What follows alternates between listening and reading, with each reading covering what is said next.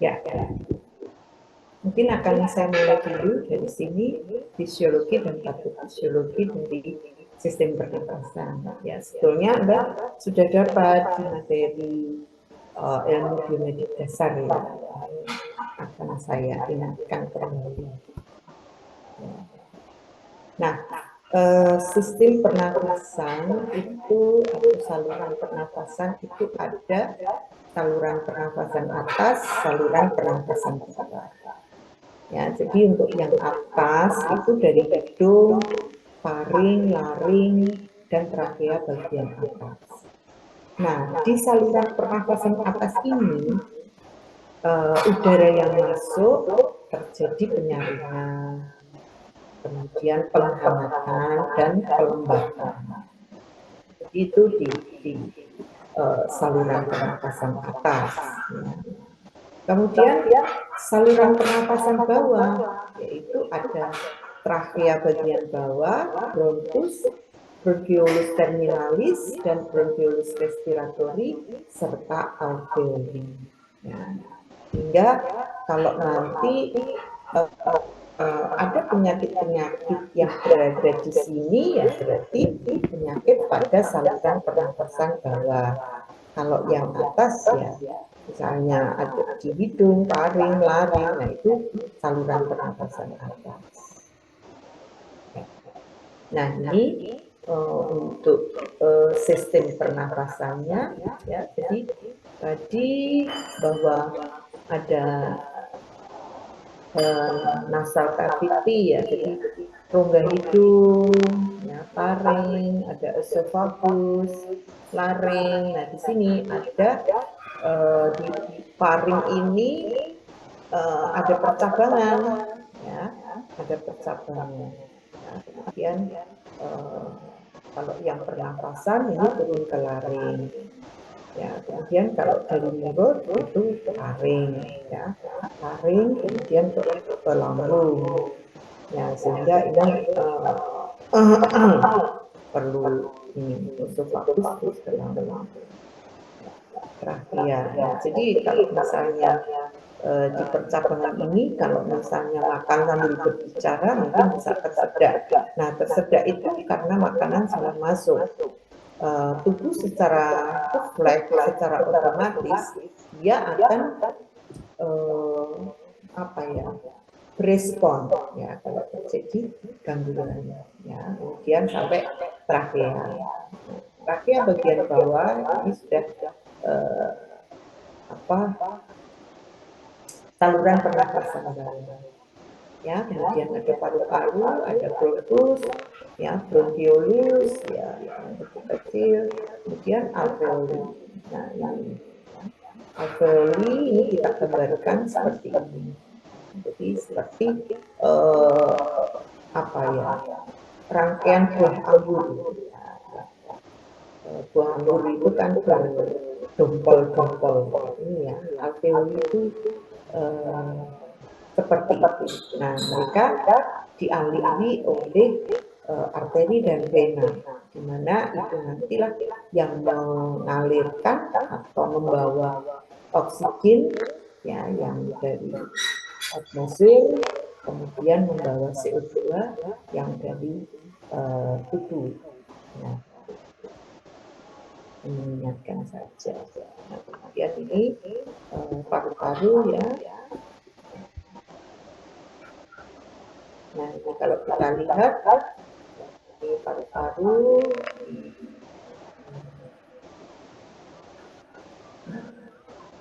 lobus, ya, lobus anterior.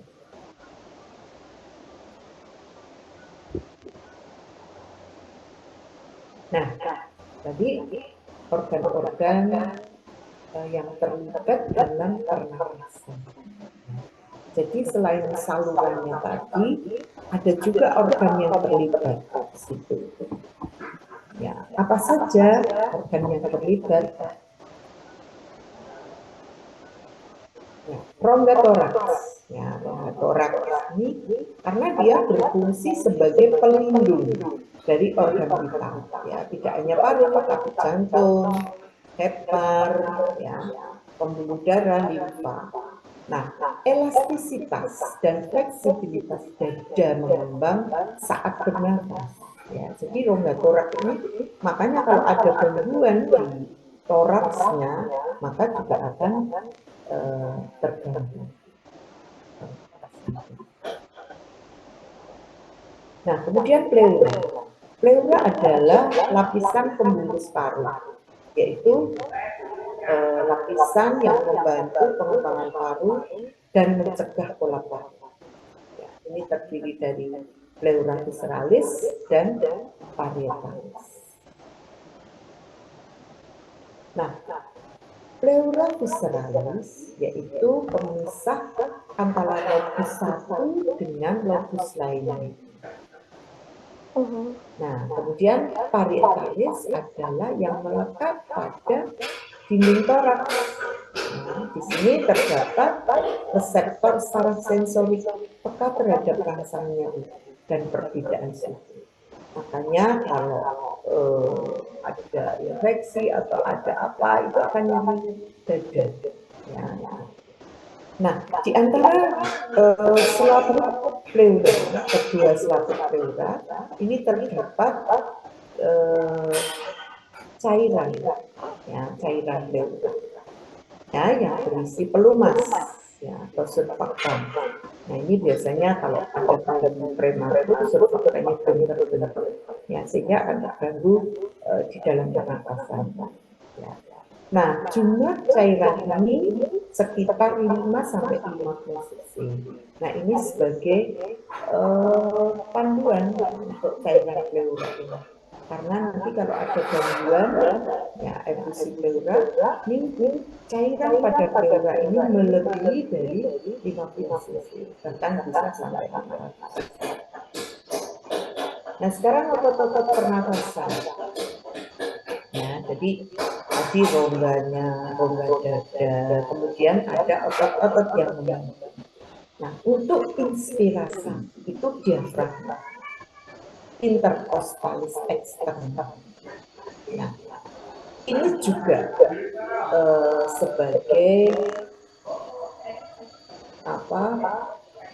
Sebagai indikator juga, ya. Jadi kalau seseorang itu kekurangan oksigen dan untuk memenuhinya itu upaya bernapasnya tinggi, maka akan terjadi retraksi. Nih, intercostalis, ya. Jadi itu otot-otot intercostalis. Jadi di antara costa itu kan ada otot. Kemudian otot tambahan, otot sternocleidomastoideus, trapezius, scalene. Ya, nah, ini adalah untuk inspirasi, sehingga kalau kekurangan itu sampai terjadi retraksi suprasternal. Berarti itu otot apa? Sternocleidomastoideus. Ya, ini sudah otot tambahannya itu sudah mengalami. Kemudian untuk ekspirasi, itu otot utamanya untuk mengeluarkan karbon dioksida, rectus abdominis, transversus abdominis, jadi otot-otot abdomen. Tambahannya adalah intercostalis external. Ini itu kalau ada gangguan. Nah, sekarang bagaimana proses pernapasan itu? Yang pertama ada ventilasi. Apa sih itu ventilasi? Ya, makanya nanti di dalam diagnosa keperawatan kaitannya dengan pernapasan itu, mana gangguannya? Gangguan ventilasi, gangguan difusi, atau gangguan transportasi. Kalau ventilasi berarti masuknya O2 dari atmosfer ke paru-paru dan keluarnya CO2 dari paru-paru ke atmosfer. Ya. Jadi itu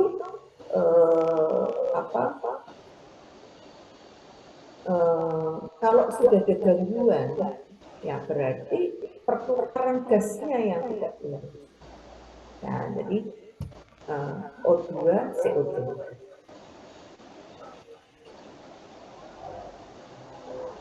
Kemudian difusi. Difusi adalah pertukaran O2CO2 di alveoli dan pembuluh darah kapiler. Nah, jadi ini juga sudah kerusakan pertukaran gas. Nah, kemudian transportasi, yaitu pengangkutan O2 dari paru ke sel jaringan.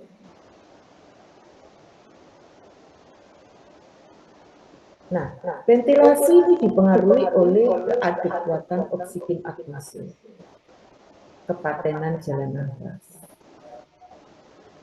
ekspansi paru, ya, kemudian pusat pengaturan pernafasan, keadekuatan oksigen atmosfer.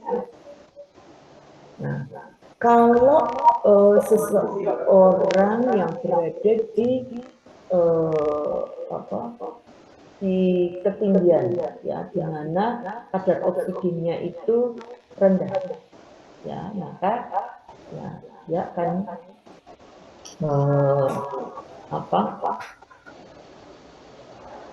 adekuatnya tidak oksigennya kurang. Kemudian kepatenan jalan nafas, yaitu salurannya tadi yang mulai dari hidung sampai ke bronkiolus, itu saluran. Kemudian ekspansi paru, ekspansinya, jadi pengembangan paru. Ya, tadi ada beberapa pengaruhnya, otot-otot pernafasan, rongga dadanya, kemudian pengembangan parunya sendiri, tadi pelumasnya baik apa enggak, terganggu enggak di dalam pengembangan itu ekspansi paru. Kemudian pusat pengaturan pernafasan yang berada di kepala, ya ini yang penting. Kemudian difusi. Difusi tergantung dari ketebalan membran atau jarak bentuk, luas area permukaan membran. Membran apa? Membran alveoli dan membran kapiler. Nah, kemudian transportasi, yaitu jumlah oksigen yang masuk paru-paru, aliran darah ke paru-paru dan jaringan, kecepatan difusinya, kapasitas pembawa oksigen. Ya, kita tahu bahwa oksigen dibawa oleh HB. Ya, jumlah HB ini akan mempengaruhi. Serta afinitas, ya, afinitas daya tempel dari gas itu. Ya, ingat bahwa CO2 afinitasnya terhadap HB lebih tinggi dibanding dengan O2. Sehingga kalau seseorang banyak menghirup CO2, maka O2-nya tidak akan terbawa, ya, sehingga kekurangan oksigen. Kemudian transportasi oksigen, ya, dari paru-paru ke jaringan. 97% itu berikatan dengan hati, ya, yang 3% baru dalam plasma. Nah, mekanisme ventilasi paru-paru, mekanisme dasar pengembangan dan pengembisan paru, ya, gerakan naik dan turun dari diafragma memperbesar dan memperkecil rongga dada, ya. Kemudian ada tekanan pernafasan, ya, ada tekanan intrapulmoner, ya, yang sebesar 758. Ini nanti akan mempengaruhi pengembangan. Kemudian compliance paru, daya pengembangan paru. Ini dipengaruhi oleh tegangan permukaan cairan lapisan paru, ya, tadi serabut elastisitas jaringan paru, kemudian elastisitas alamiah otot, tendon dan jaringan penyambung dada, ya, jadi otot-otot paru. Nah, pekerjaan bernafas, kerja inspirasi, yaitu kerja compliance untuk mengekspirasikan dari paru melawan tegangan elastisitas. Kerja tahanan jaringan, mengatasi viskositas paru dan struktur di dinding. Jadi sebetulnya proses bernafas itu rumit, ya kan? Tetapi sangat cepat. Ya, kalau dilihat dari ya, karena berapa? 1 menit ya itu 18 sampai 20 kali itu normal. Ya, berarti kan cepat sekali. Nah, sekarang ini volume. Ya, volume paru. Nah, ini nanti untuk mengetahui fungsi dari organ pernapasan. Nah, volume 3 ya adalah jumlah gas yang diinspirasikan dan diekspirasikan tiap nafas. Jadi inspirasi ekspirasi itu sekitar 500 ml. Kemudian volume cadangan itu bisa dibagi, yaitu jumlah tambahan gas yang diinspirasikan.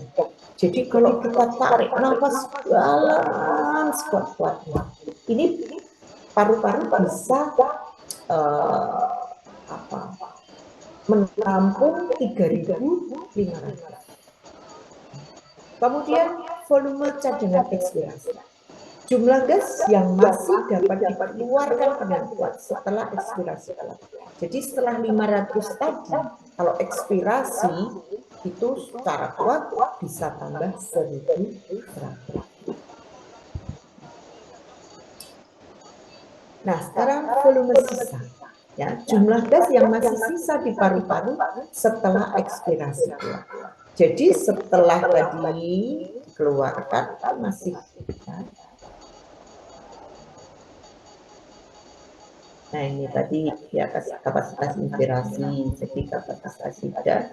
Ini nanti kaitannya dengan fungsi pernapasannya, biasanya diukur dengan spirometer. Nah, itu yang diukur lagi. Ya. Nah, sekarang apa faktor-faktor yang mempengaruhi pemenuhan O2? Yang pertama adalah faktor fisiologis, yaitu penurunan kapasitas pengikat O2. Misalnya seseorang yang anemia, ya, inhalasi substansi beracun tadi, kalau menghirup CO, ya, misalnya kebakaran, makanya orang kebakaran itu biasanya mati lemas, ya, karena apa? Karena tadi afinitas daripada CO itu lebih besar. Ya, jadi yang rebutan mana yang terikat di hati. Sedangkan oksigen 97% peredarannya adalah terikat pada hati. Kemudian penurunan konsentrasi O2 yang diinspirasikan. Hipovolemia, ya misalnya perdarahan karena hatinya rendah. Peningkatan laju metabolisme tubuh, demam. Keterbatasan perkembangan dada, misalnya kehamilan, obesitas, dan kelainan muskuloskeletal, misalnya apa? Miastenia gravis. Ya. Nah, sekarang faktor perkembangan. Ya, misalnya apa? Bayi prematur tadi saya katakan bahwa surfaktanya belum terbentuk. Bayi dan toddler ya mungkin belum bisa maksimal. Anak usia sekolah, dewasa, kemudian dewasa tua dan lansia. Jadi kalau lansia itu akan berpengaruh. Kemudian faktor perilaku, latihan, merokok, substance abuse, nutrisi, dan stres. Ya, ini juga akan berpengaruh. Kemudian faktor lingkungan, misalnya tempat kerja, karena polusi, ya, penularan, suhu, dan ketinggian. Nah, ada beberapa gangguan ya dalam fungsi pernapasan. Yang pertama hiperventilasi. Ya, keadaan ventilasi yang lebih dari normal. Ya, untuk mengeluarkan CO2 dari hasil metabolisme. Ya, jadi berarti apa? RR-nya lebih dari normal. Ya. Terjadi kapan ini hiperventilasi? Saat kecemasan, ya, infeksi, ketidakseimbangan asam basa, emboli baru dan shock. Ya, ini saat hiperventilasi. Apa tandanya? Takikardi, nafas pendek, chest pain, kunang-kunang, disorientasi, ya, tetani atau spasma. Kemudian hipoventilasi. Ya, ini sebaliknya. RR-nya di bawah normal. Tanda dan gejalanya apa? Sakit kepala, kelelahan, disorientasi, koordinasi menurun. Kemudian hipoksia. Hipoksia adalah ketidakkuatan oksigen jaringan pada tingkat seluler. Ini tandanya. Nah, apa penyebab hipoksia? Bisa hatinya turun, ya, konsentrasi O2 yang diinspirasikan kurang, difusi menurun, gangguan ventilasi karena fraktur tulang kosta atau trauma dada.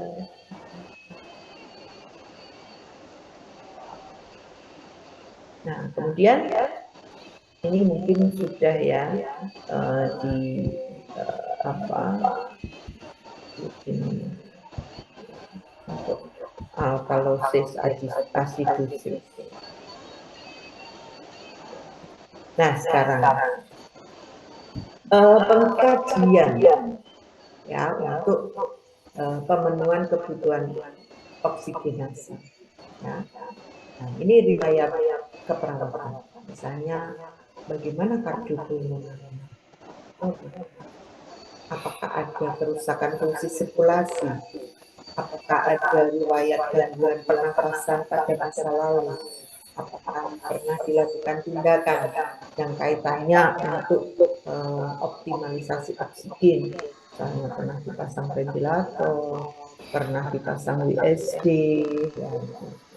Kemudian pemeriksaan fisik kardiopulmoner. Kenapa kardio? Ya, gangguan oksigenasi itu tidak hanya karena gangguan pada paru-paru, tetapi juga bisa karena gangguan pada kardio.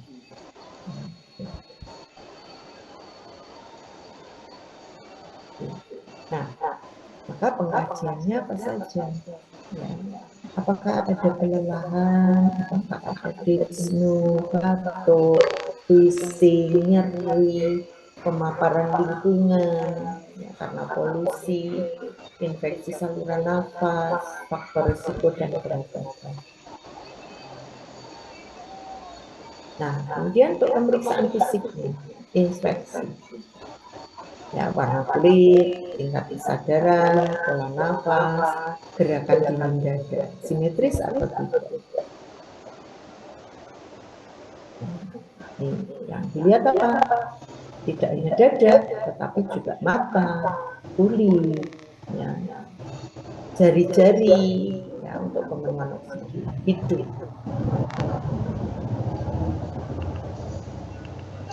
Vena, kemudian pola nafas. Ya, nanti ini bisa di.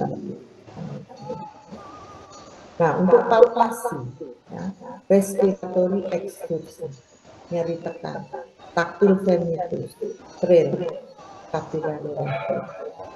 Nah, untuk perkusi, ya, untuk menentukan isi organ, ya, resonan, hiperresonan, atau TMS. Nah, kemudian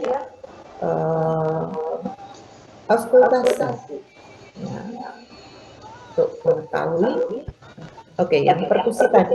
Kalau dullness ini kemungkinan penumpukan cairan dalam dada atau adanya massa. Kalau hiperresonan itu penembakan. Nah, pada auskultasi ya bisa didengarkan adanya breathless, yaitu adanya sekrek ya pada alveoli breathless. Kalau bronki pada bronkus.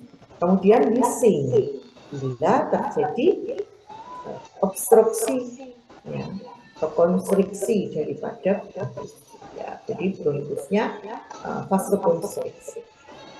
Kemudian friction rate, ini misalnya pradal, ya, kemudian vesikuler, ya, vesikuler bisa melemah atau menurun, ya, ini nanti pada vesikuler. Nah, kemudian suara jantung, ya, S1 S normal, S1 S2 normal atau tidak, terdeteksi S3 atau S4, apakah ada murmur, kemudian suara bruit, ya di atas arteri karotis, aorta, ya terjadi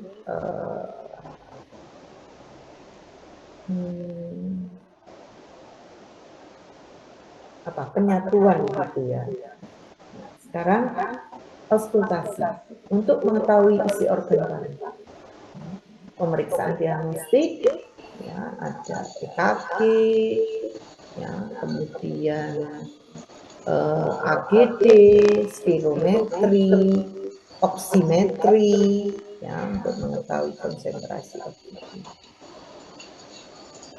Nah, untuk melihat struktur dan fungsi pernapasan dengan X-ray, bronkoskopi, scanning dada. Kemudian kalau itu ada infeksi mungkin dengan kultur, pemeriksaan sputum, tuberkulin test, atau raposensi.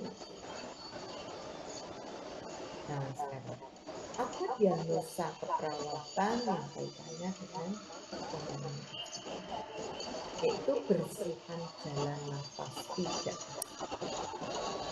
gangguan atau kerusakan pertukaran pola nafas tidak efektif, penurunan curah jantung, risiko terjadi intoleransi terhadap aktivitas. Ya, ini adalah diagnosa keperawatan yang terkait dengan gangguan masalah keperawatan.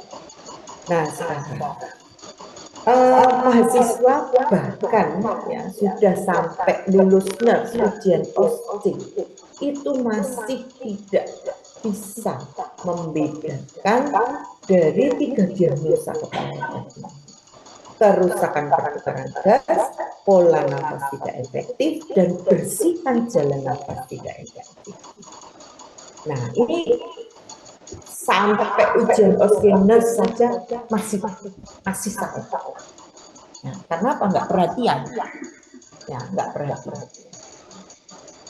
Ini kalau tidak memperhatikan pasti besok juga akan salah. Ya, yang memperhatikan aja kemungkinan masih salah. Nah, sekarang apa yang membedakan masalah keperawatan atau diagnosa keperawatan kerusakan pertukaran gas ini dia abnormalitas dari nilai AGD. Sehingga kalau nilai AGD itu sudah abnormal, sudah tidak normal, itu kerusakan pertukaran gas. Karena apa? PaO2-nya sudah tidak normal, PCO2-nya tidak normal. Nah, itu sudah kerusakan pertukaran gas. Jadi pertukarannya itu sudah nggak bagus. Kemudian adanya hipoksia, adanya perubahan status mental, misalnya depresi susunan saraf pusat. Ini akan mendukung data-data. Kemudian yang tidak ditemui, batuk dan batuk tidak efektif. Kemudian pola nafas tidak efektif. Apa ya yang menjadi fokus atau data dukung yang utama, yaitu pernafasan, adanya pernafasan cuping hidung, pernafasan forced sleep, penggunaan otot-otot tambahan pernafasan. Nah, ini. Nah, sekarang yang bersihan jalan nafas tidak efektif. Adanya batuk tidak efektif, perubahan kecepatan dan kedalaman pernafasan. Kemudian suara-suara nafas tambahan tadi, adanya crackles, bronki, ya, kemudian wheezing. Nah, itu bersihan jalan nafas tidak efektif, ya. Tetapi kalau sudah AGD-nya dan hipoksia atau mungkin kerusakan pada jaringan paru, itu adalah kerusakan pertukaran gas. Ya, oke, sampai sini ada pertanyaan enggak? Oke, sudah saya ajarkan ya bagaimana membedakan 3 diagnosa yang sering. Ada pertanyaan?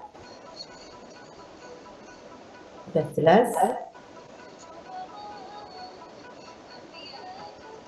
Oke, sekarang saya akan ke ISPA.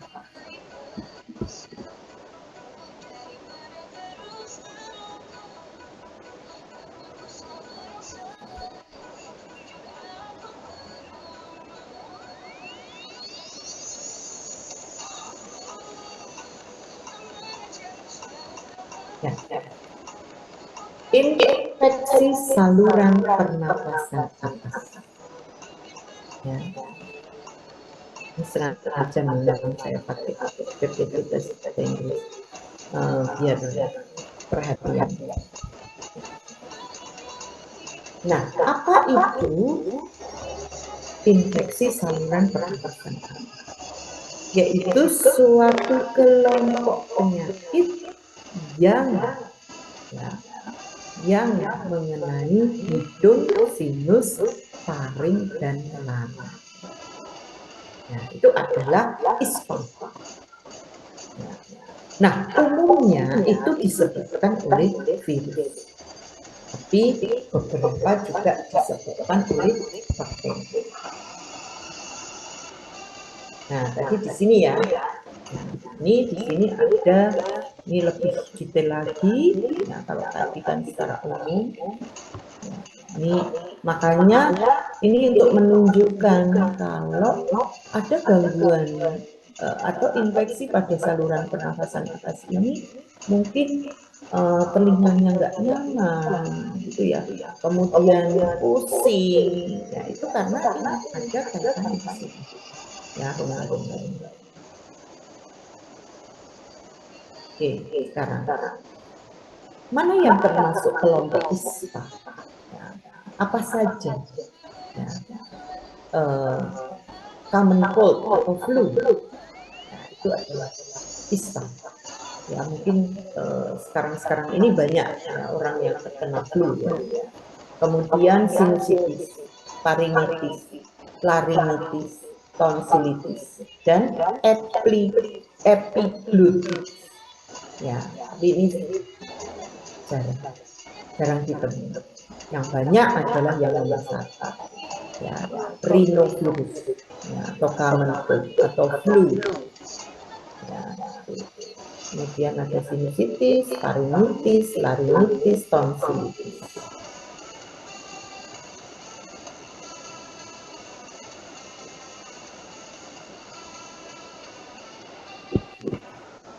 Nah, ini adalah infeksi ya di saluran pernafasan atas. Ya. Kalau sinusitis penyebabnya ada salmonella, pneumonia, hemophilus influenza. Ya. Kemudian ini rhinovirus, coronavirus, ya, nasofaringitis, ya, adenovirus, influenza virus, ya, jadi rata-rata ini influenza. Nah, apa penyebab dari ISPA? Yang disebabkan oleh virus. Ya, jadi rhinovirus, coronavirus, influenza virus, adenovirus, dan respiratory syncytial virus atau RSV. Kemudian bakterinya Streptococcus pyogenes, Haemophilus influenza. Ya, ini penyebab bakteri. Nah, sekarang bagaimana transmisinya? Yaitu airborne reflex dengan batuk dan bersin. Kontak langsung, ya misalnya jabat tangan, pinjem-pinjeman barang yang sudah dipegang, misalnya saya menderita flu, ya kan saya menderita flu, mungkin bersin atau apa gitu, virusnya berada di tangan saya, ya. Kemudian saya nulis, pulpennya saya pakai, kemudian ada pinjam pulpen saya. Nah itu ya saya lihat. Nah apa tandanya? Sore throat, atau serak ya di tenggorokan. Kemudian batuk, ingusnya keluar, kemudian bersin, nyeri kepala, demam, fatigue, kemudian suaranya serak. Nah, kalau sore throat itu nyeri tenggorokan. Kemudian biasanya nyeri tenggorokan akan diikuti dengan hoarse atau suaranya serak.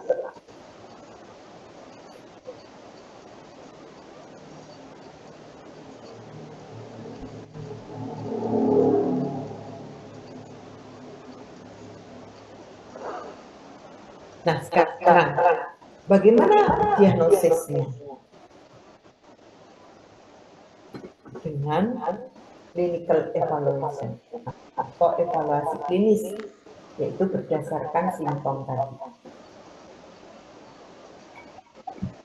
Kemudian swab tenggorok, kemudian swab hidung. Ya, ini mungkin saudara sudah pernah mengalami ya untuk swab hidung itu waktu COVID-19. Ya, itu nanti kuman yang menyebabkan di situ. Kemudian bagaimana penanganannya? Ya, untuk virus, ya untuk karena virus. Jadi tidak perlu antibiotik. Ya, cukup istirahat, cairan yang cukup dan penurunan. Ya, itu kemudian konsumsi nutrisi yang bagus, terutama banyak protein dan vitamin. Kemudian dekomestan kalau terjadi berat pada kepala, antihistamin ya kalau itu karena alergi. Kemudian pengencer darah atau peredam batuk.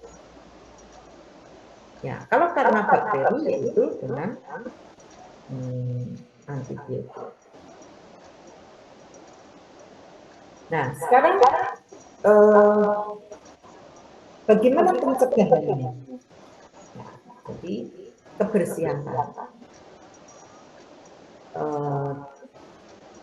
menjaga jarak dengan individu yang sedang sakit, kemudian menutup mulut dan hidung saat batuk atau bersin, kemudian vaksinasi, nah, imunisasi flu, ada vaksin flu ya, dan itu ternyata memang efektif ya. Saya pernah dapat vaksin flu itu selama 2 tahun saya tidak terserang flu. Tapi memang enggak seterusnya. Kemudian kapan harus ke dokter? Ya, jadi kalau sebetulnya flu itu ya kalau nggak pusing itu nggak perlu ke dokter. Ya, yang penting istirahat, makan yang banyak mengandung protein dan vitamin, minum yang cukup. Ya kalau demam minum paracetamol ya, atau antiviral itu sudah cukup. Nah, kapan ke dokter? Ya, bila demamnya tinggi, ada kesulitan bernafas, nyeri tenggoroknya berat. Ya, gejalanya sudah lebih dari 10 hari. Nah, kemudian dicurigai karena bakteri, karena harus diberikan antibiotik. Ya. Kalau bakteri nggak dikasih antibiotik, ya nggak sembuh. Dan antibiotik yang bisa memberikan adalah dokter. Nah, sekarang common cold atau flu ya orang-orang katakan, yaitu ini karena infeksi virus pada saluran pernafasan atas. Ya, biasanya disebabkan oleh rhinovirus, tapi kadang-kadang juga coronavirus atau adenovirus. Nah, penyakit ini akan menghilang sendiri ya setelah 7 sampai 10 hari. Ya, jadi kalau memang sakit flu kok nggak sembuh-sembuh ya baru 3 hari sudah kok nggak sembuh-sembuh, ya memang secara alamiah, secara proses perjalanan penyakit bahwa virus tersebut memang 7 sampai 10 hari ya baru akan sembuh. Nah, ini rhinovirus, ini penyebab lebih dari 50% kasus. Ya, yang lainnya bisa coronavirus, adenovirus, RSV, yaitu respiratory syncytial virus, atau para influenza virus. Transmisinya dengan droplet, ya kontak langsung.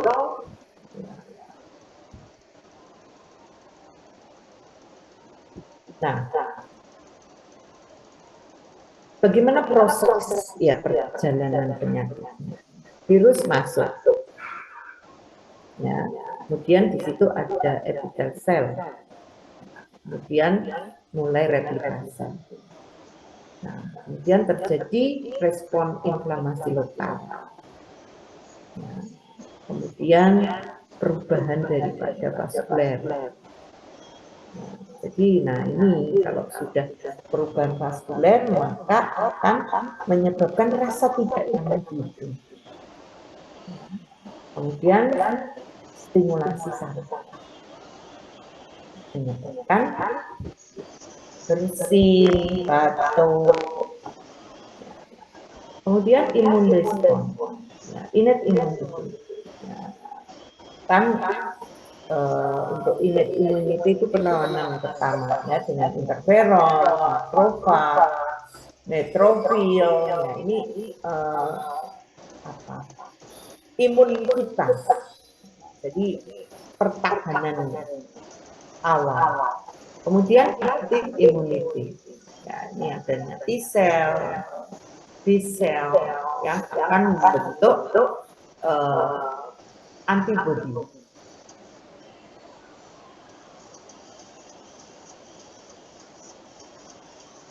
Nah, sekarang manifestasi klinisnya 1 sampai 3 hari setelah terkontaminasi dari virus itu, maka akan terjadi ranenus atau ingusnya keluar, rasa tidak nyaman di hidung, kemudian sore throat, batuk, demam ringan, pusing, lemah, ya itu. Ya, mungkin semua sudah pernah mengalami sakit kulit. Nah, sama resolusinya, ya ini simptom peak. Ya, jadi puncaknya gejala itu 2 sampai 3. Ya, jadi memang dari mulai kemudian 2 sampai 3 hari itu kepala pusing, bersin-bersin terus, batuk, ya, demam. Nah, biasanya akan menghilang 7 sampai 10 hari. Virus akan hilang dengan imunitas. Ya, tidak perlu. Makanya kalau kena flu, tingkatkan imun dengan apa? Istirahat dan makan protein yang banyak mengandung protein dan vitamin. Komplikasinya jarang.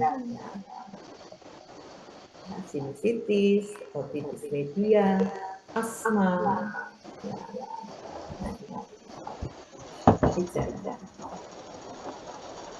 Nah, sekarang sinusitis. Ada yang bertanya tentang flu atau common cold? Lanjut ya. Oke, sinusitis juga disebut rhinosinusitis. Itu inflamasi ya, pada sinus paranasa. Nah, ini bisa akut, subakut, dan kronik. Yang disebabkan bisa karena infeksi, alergi, atau abnormalitas daripada sinus itu sendiri. Tipe dari sinusitis. akut kurang dari 4 minggu, subakut 14 sampai 12 minggu, kronik lebih dari 12 minggu, recurrent akut. Ya. 4 episode per tahun. Ya, jadi tiap 3 bulan sekali kena sinusitis. Patogenesisnya.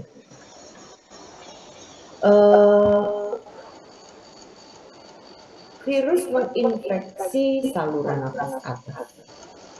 Bisa juga karena alergen yang masuk, polutan, atau udara yang dingin.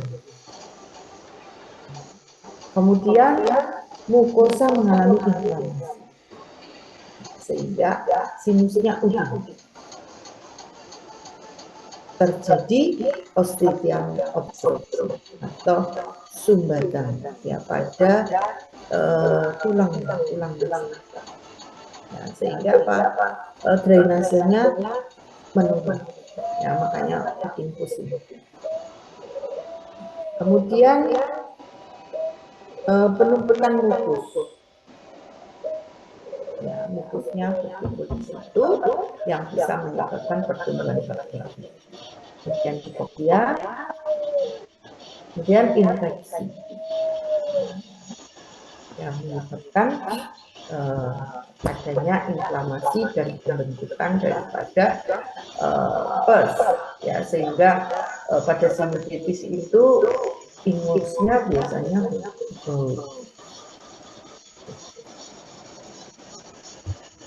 penyebabnya kalau akut karena Streptococcus pneumonia, Haemophilus influenza, Moraxella catarrhalis. Kalau kronik, Staphylococcus aureus, anaerob, jamur, tertentu. Sekarang faktor dari individu tersebut, ya host itu kan individu yang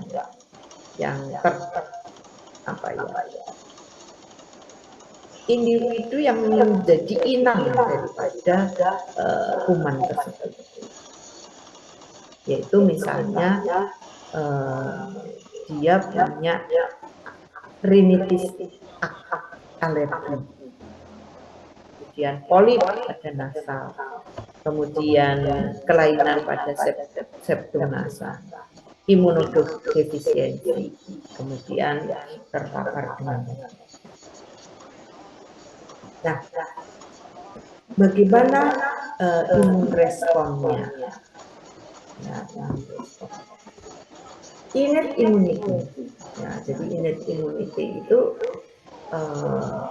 ya imunitas. Ada sitokin, neutrofil, makanya nanti bisa dilihat di pemeriksaan.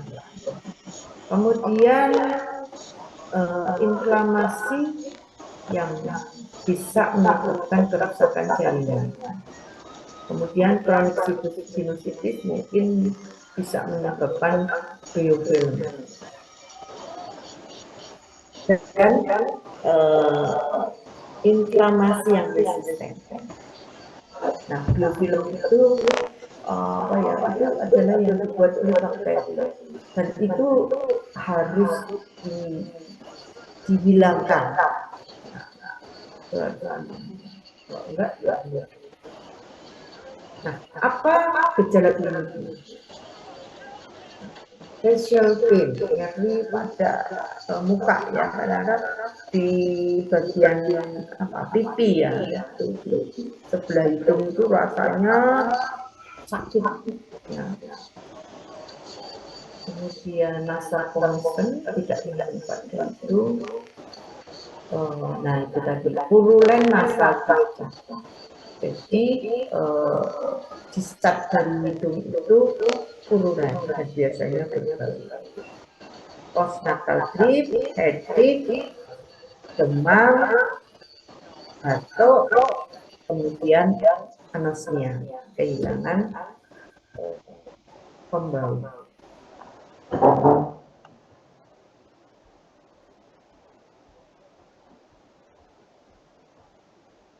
Nah, sekarang faringitis. Faringitis adalah radang ya pada faring yang akan menyebabkan nyeri tenggorokan. Ya, biasanya bisa karena virus, bakteri, atau non-infeksi lainnya. Nah, hampir semua kasus juga akan sembuh sendiri.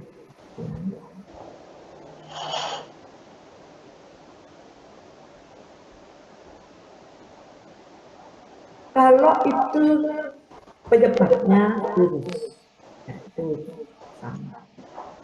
Ada virus, adenovirus, influenza, coronavirus, Epstein-Barr virus.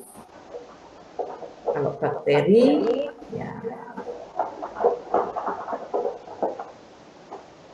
ada Mycoplasma pneumonia, Neisseria gonorrhoeae.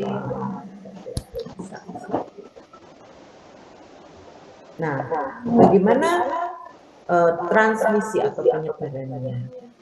Melalui respiratory droplet, yaitu dengan batuk, bersin, ya, kemudian terlalu berdekatan dengan orang ya, di dalam ini. Kemudian tadi sama ya terkontaminasi daripada tangan atau permukaan ya yang sudah ada virusnya. Bagaimana patogenesisnya? Pada saat masuk, virus masuk melalui nasofaring, nasofaringeal mucosa. Jadi mucosa dari nasofaring. Kemudian menyebabkan mengalami replikasi, kemudian release of pro-inflammatory cytokine. Ya, jadi sitokinnya akan kelihatan. Kemudian proses inflamasi, bengkak, kemerahan, dan nyeri pada tenggorokan.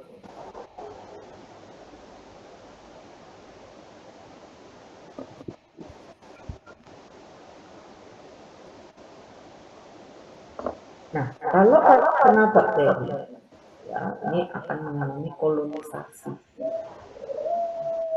Jadi bakteri itu kalau menginfeksi itu kolonisasi dulu, ya, membuat jaringan. Kemudian baru masuk, ya,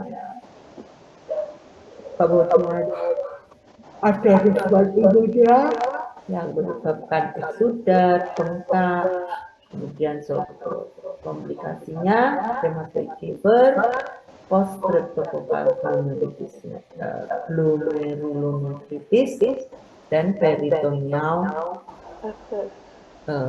abscess.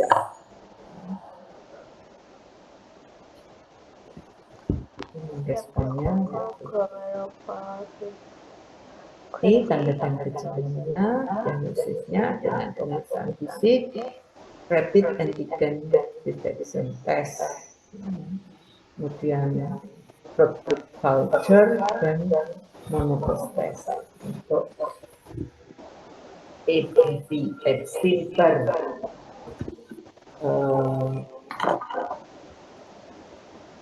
virus.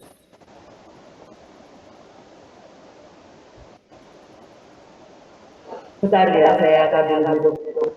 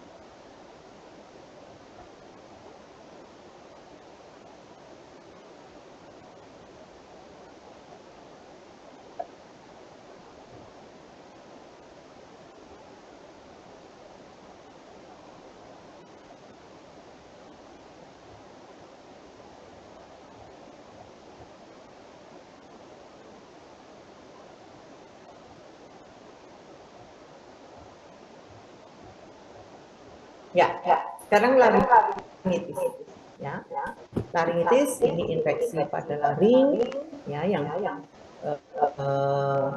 menyebabkan apa? Kehilangan suara. Ya, kalau orang Jawa namanya geruk. Ya, jadi suaranya serak terus hilang, ya, sampai tidak bersuara. Nah, ini bisa akut dan kronik. Penyebabnya adalah infeksi virus, ya, kemudian karena adanya gangguan pada pita suara, ya, iritasi atau bakteri, infeksi bakteri. Ya, ini tipenya bisa akut, ya, kalau terjadi kurang dari 3 minggu. Kalau kronik ini persisten lebih dari 5 minggu.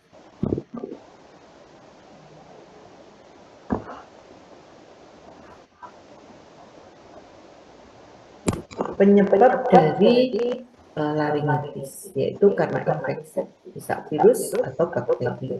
Non infeksi karena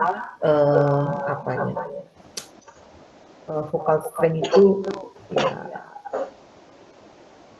kecapean pita suaranya, ya, misalnya teriak-teriak, kemudian menyanyi, ya, yang terus-menerus gitu.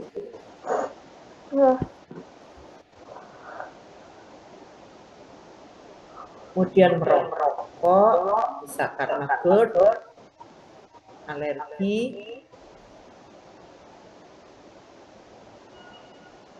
iritasi, ya, dari bahan kimia atau bakteri.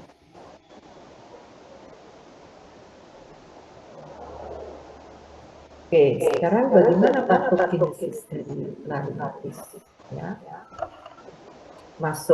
virus masuk melalui mukosa, ya, utamanya pada pita suara. Respon imunnya ada pengeluaran sitokin, kemudian dilatasi kapiler, kemudian udin pada pita suara. Nah, itu yang menyebabkan suaranya serak, ya.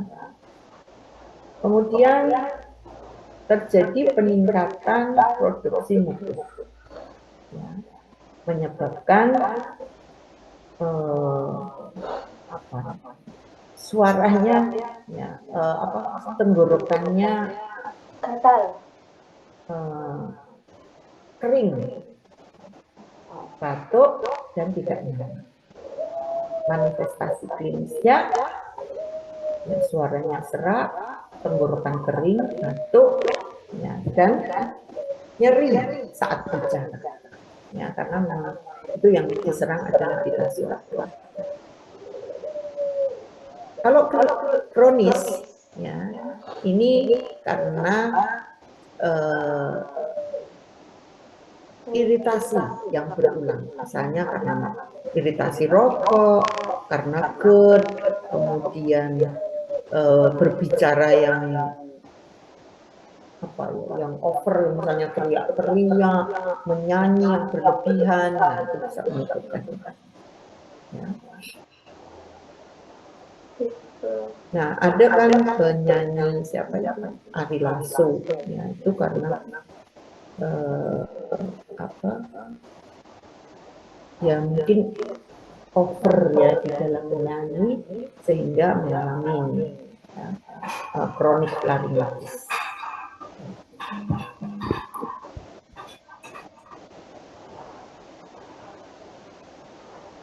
Diagnosanya dari klinikal atau laringoskopi untuk melihat pita suara. Nah, apa gejalanya? Yaitu warna suaranya serak parau, ya, sampai menghilang. Kemudian batuk kering, ya, tenggorokan terasa stretchy, kering terus sakit, ya.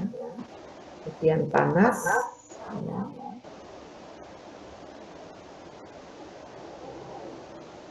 Voice fatigue, ya, jadi males untuk ngomong ya, karena ya itu tadi untuk ngomong sakit sini. Ya, oke, itu tentang infeksi saluran pernapasan atas. Ada yang bertanya begitu?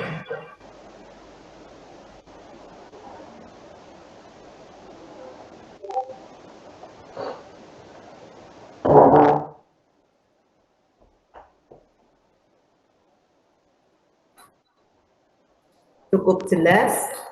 Apa tidak dong? Atau gimana?